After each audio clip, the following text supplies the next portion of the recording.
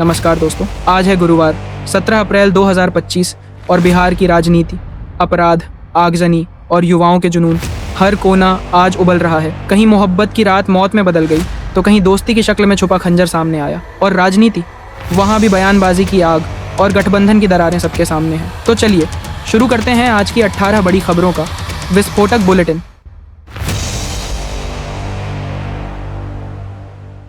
किशनगंज की मजिया कदम बस्ती बुधवार सुबह रणभूमि बन गई, जब एक महिला अनवरी और उसके परिवार पर सिर्फ इसलिए जानलेवा हमला कर दिया गया क्योंकि वे मकान खाली करने को तैयार नहीं थे।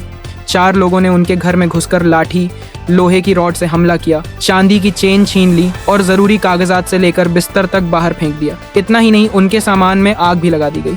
सदर अस्पताल में जख्मी परिजनों की चीखें बता रही थीं कि किराया ना चुकाने की सज़ा इतनी भयावह भी हो सकती है। बीजेपी प्रदेश अध्यक्ष दिलीप जायसवाल ने सियासी ज़मीन को झकझोरते हुए बड़ा बयान दिया है। उनका दावा है कि महागठबंधन विचारधारा की लड़ाई हार चुका है और अब टूट की कगार पर है। उन्होंने कहा कि कई नेता एनडीए के संपर्क में हैं और जैसे ही उन्हें लगेगा कि उनका सम्मान नहीं हो रहा, वे महागठबंधन को छोड़ देंगे। एक तरफ मुकेश सहनी की वापसी की चर्चा, दूसरी ओर ये बयान। क्या बिहार में फिर से सियासी घर बदलू दौर शुरू हो गया है? राजनीति में अब पुलिसिया अनुशासन की एंट्री हुई है। 1995 बैच के पूर्व आईपीएस अधिकारी नुरुल हुदा वाईपीआई में शामिल हो गए हैं।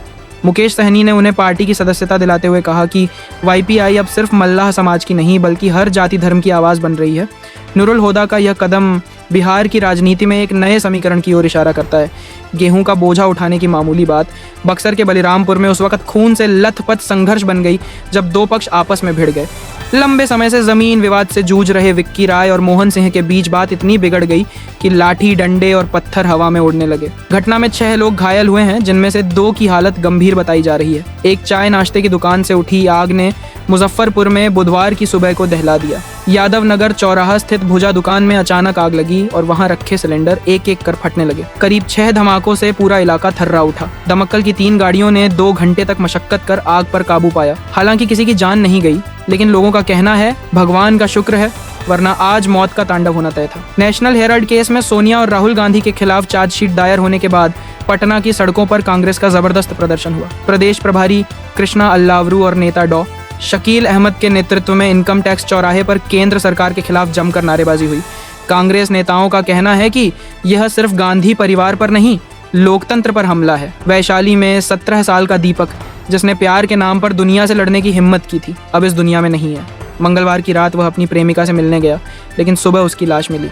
आरोप है कि प्रेमिका के भाई ने उसे कार से कुचलकर मार डाला। कोचिंग पढ़ने वाला यह लड़का अब एक संख्या बन गया। प्रेम प्रसंग में मारा गया लड़का। जेडीयू प्रवक्ता नीरज कुमार ने एक तस्वीर शेयर की जिसमें लालू यादव अस्पताल के बेड पर ऑक्सीजन मास्क लगाए दिख रहे हैं, लेकिन उन्होंने इसे राजनीतिक व्यंग्य का हथियार बना लिया और लिखा, डॉक्टर ने कहा है शरीर में चारे की कमी है। इस पोस्ट से सियासत गर्मा गई है और आरजेडी समर्थक इसे शर्मनाक राजनीति बता रहे हैं। बेतिया में 10वीं के छात्र इम्तियाज़ की लाश रेलवे लाइन किनारे मिली, लेकिन कहानी सिर्फ हत्या की नहीं थी। इम्तियाज़ के अपने ही 2 दोस्तों ने उसे पहले अगवा किया, फिर मार डाला। वजह थी एक लड़की से एक तरफा प्यार। पुलिस ने दोनों दोस्तों को गिरफ्तार कर लिया है। इंसान किस हद तक गिर सकता है, यह मामला उसकी बानगी है। बिहार के राजनीतिक दृश्य में एक नया विरोध उभर रहा है। पटना में बुधवार को सीएम आवास में एनडीए के कई बड़े नेताओं ने लालू यादव पर बनी एक डॉक्यूमेंट्री देखी। इस डॉक्यूमेंट्री में 2005 से पहले लालू यादव के शासनकाल की स्थिति और वर्तमान एनडीए सरकार के कार्यकाल की तुलना की गई। डॉक्यूमेंट्री के जरिए राज्य में लॉ एंड ऑर्डर, विकास कार्यों और अलग अलग जन कल्याणकारी योजनाओं को भी दिखाया गया, ताकि आने वाले विधानसभा चुनावों के लिए एक मजबूत नैरेटिव तैयार किया जा सके। इसके बाद एनडीए नेताओं के बीच बैठक भी हुई, जिसमें वीआईपी प्रमुख मुकेश सहनी को लेकर भी चर्चा की गई। माना जा रहा है कि विधानसभा चुनाव से पहले एनडीए में उनकी वापसी हो सकती है। हाल के दिनों में फिर से सत्तारूढ़ गठबंधन के संपर्क में बताए जा रहे हैं। हालांकि मुकेश सहनी ने कहा है कि हम मजबूती से महागठबंधन के साथ हैं। बिहार के बेगूसराय में एक घोर घटना हुई। एक महिला ने अपने प्रेमी की मदद से अपने पति की हत्या कर दी और उसकी लाश को सड़क पर फेंक दिया। महिला की साली ने बताया कि उसकी माँ और दीदी ने मिलकर उसके जीजा को मारा था।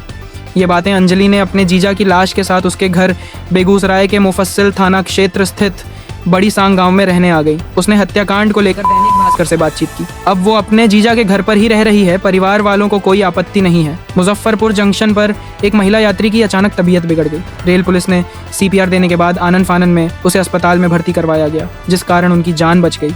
उनके परिजनों को मामले की जानकारी दे दी गई है। आगे की कार्रवाई की जा रही है। बिहार के लखीसराय में एक महिला ने अपने प्रेमी को धर्म परिवर्तन का दबाव बनाने का आरोप लगाया है। महिला का कहना है कि उसका प्रेमी जो अशरफ है ने 2012 में सुमित बनकर उससे दोस्ती की और 13 साल तक उसके साथ शारीरिक संबंध बनाए रखे। उसके साथ एक बच्चा भी है, लेकिन अब अशरफ शादी करने से इनकार कर रहा है।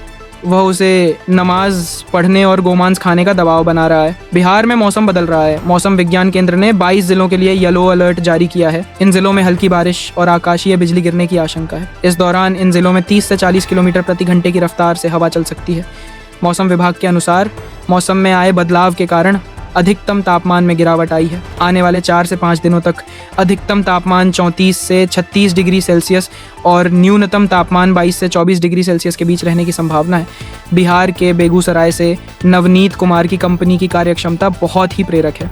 नवनीत ने 9 साल पहले केवल 3,75,000 रुपये के निवेश के साथ अपनी कंपनी शुरू की, जो अब 700 करोड़ की वार्षिक आय उत्पन्न कर रही है। उनकी कंपनी ने 60,000 लोगों को रोजगारी प्रदान की है। नवनीत ने अपनी कंपनी की सफलता की जानकारी दी और बताया कि वे कैसे अपने व्यवसाय में बढ़ते गए। रालोमो के अध्यक्ष उपेंद्र कुशवाहा ने कहा कि दक्षिण के राज्यों का जनसंख्या के आधार पर परिसीमन का विरोध बिहार के साथ अन्याय है। ये बात बिल्कुल गलत है कि परिसीमन से दक्षिण के राज्यों का नुकसान होगा। उपेंद्र ने कहा कि 26 से 28 अप्रैल तक वाल्मीकि नगर में हमारा मंथन शिविर लगेगा। इसमें खासकर विधानसभा चुनाव के बारे में बात होगी। बिहार के बेगूसराय में कांग्रेस नेताओं ने प्रधानमंत्री और गृह मंत्री के पुतले को जला दिया। ये विरोध नेशनल हेराल्ड मामले में सोनिया गांधी और राहुल गांधी पर ईडी की कार्रवाई के प्रतिशोध के रूप में हुआ। कांग्रेस ने इसे एक सुनियोजित राजनीतिक चाल कहा और इसके विरोध में चरणबद्ध आंदोलन करने की घोषणा की। विकासशील इंसान पार्टी वीआईपी के सुप्रीमो मुकेश सहनी ने नालंदा में कार्यकर्ता सम्मेलन में कहा कि वीआईपी नालंदा के सभी विधानसभा क्षेत्रों में चुनाव लड़ेगी। उन्होंने सरकार बनाओ अधिकार पाओ का नारा देते हुए कहा कि महागठबंधन की सरकार बनना सुनिश्चित है।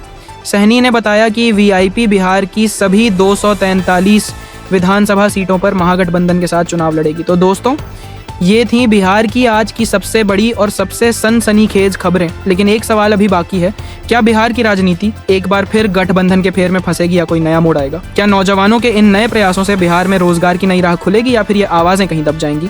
इसका खुलासा हम करेंगे अपने अगले न्यूज़ एपिसोड में। तब तक जुड़े रहिए, वीडियो को लाइक करें, चैनल को सब्सक्राइब करें और कमेंट में बताइए आप बिहार के किस ज़िले से देख रहे हैं। मैं अभिषेक बिहार की धरती से आप सभी का धन्यवाद करता हूँ।